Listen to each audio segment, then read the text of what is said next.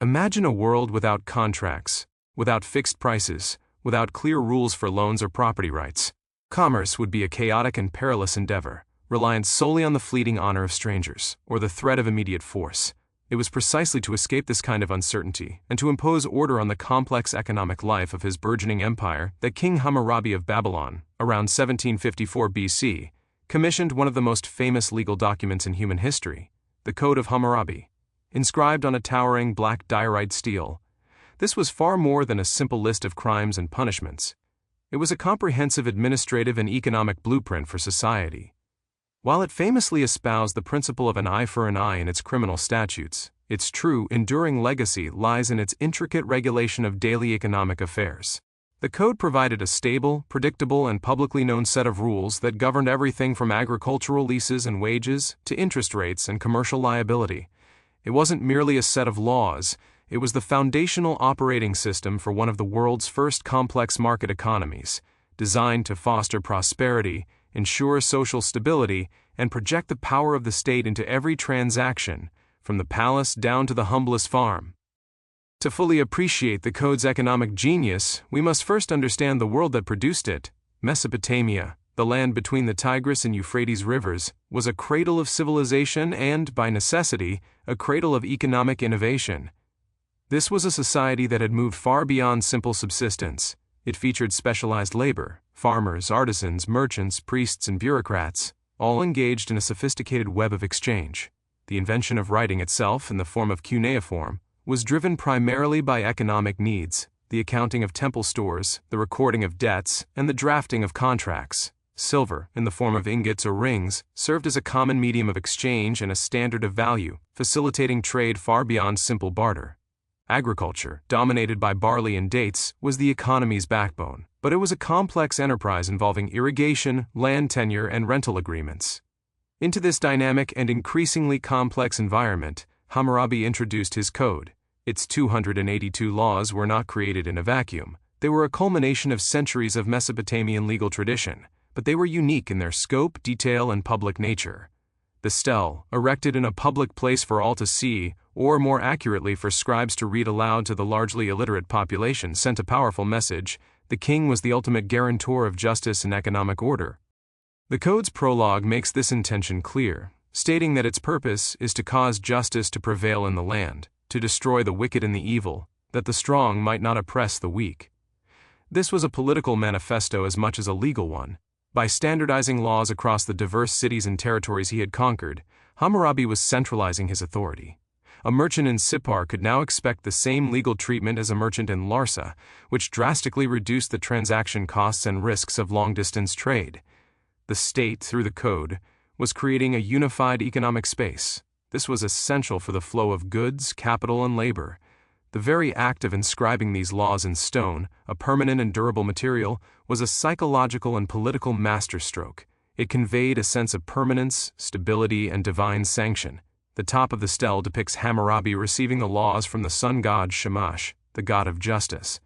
This fusion of divine authority with secular regulation gave the code immense legitimacy. It told every citizen and subject that the economic rules of the game were not arbitrary, not subject to the whims of a local official, but were fixed, just, and blessed by the gods. This created the confidence necessary for economic investment and long-term planning. Whether it was a farmer investing in a new irrigation channel or a merchant financing a caravan to a distant land. Delving into the substance of the code reveals a remarkably detailed economic framework. A significant portion of its statutes is dedicated to contracts, which form the bedrock of Mesopotamian commerce.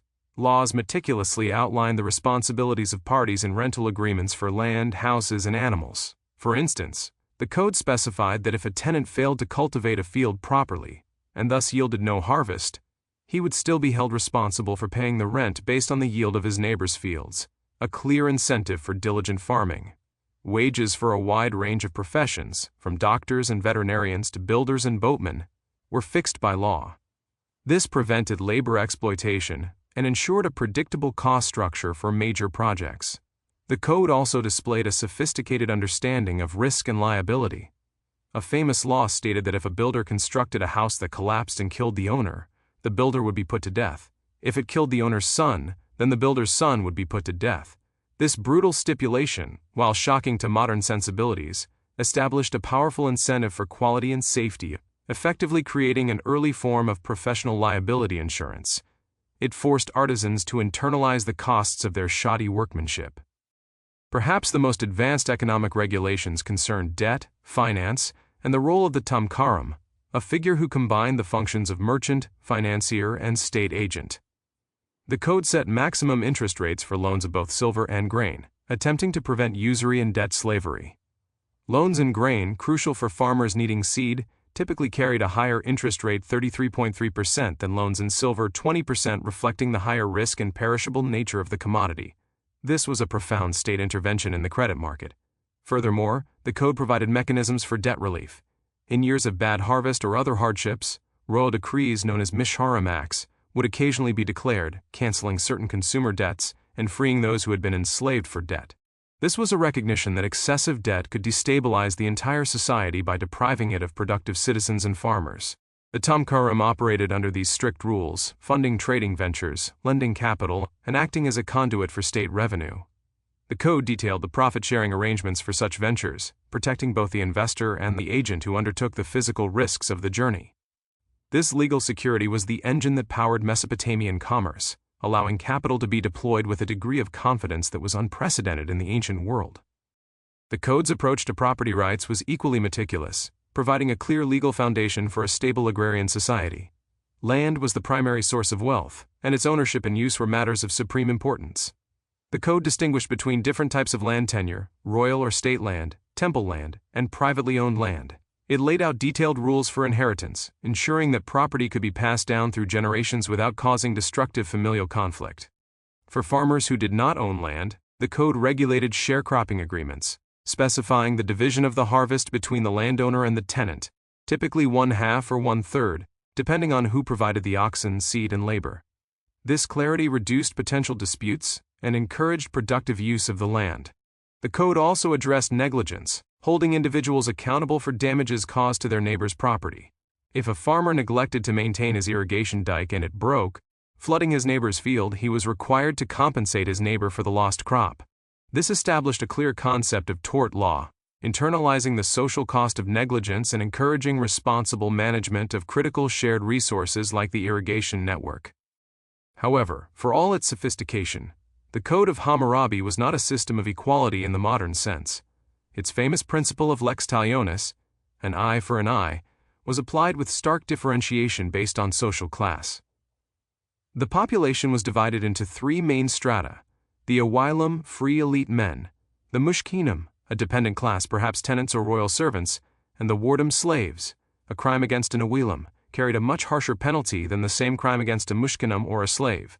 For example, if a doctor's error caused the death of an Awilum, the doctor could have his hand cut off, but if the victim was a slave, the penalty was merely a financial compensation paid to the slave's owner.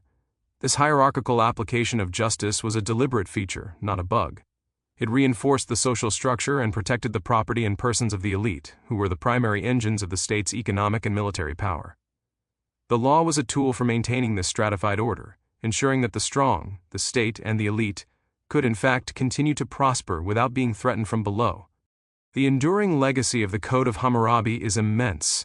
While its specific, often brutal punishments are relics of their time, its core economic innovations echo through the millennia. It established the foundational principle that a complex economy cannot function efficiently without a transparent, written, and universally applicable set of rules enforced by a central authority. It recognized the necessity of regulating credit to prevent social collapse. It defined property rights and contractual obligations with a clarity that enabled investment and trade. The Code was a monumental achievement in social engineering, a deliberate attempt to use the law as an instrument for economic management and stability. Its rediscovery in the modern era provided a stunning window into the sophistication of ancient Near Eastern society, shattering earlier notions that such legal and economic complexity began with the Greeks or Romans.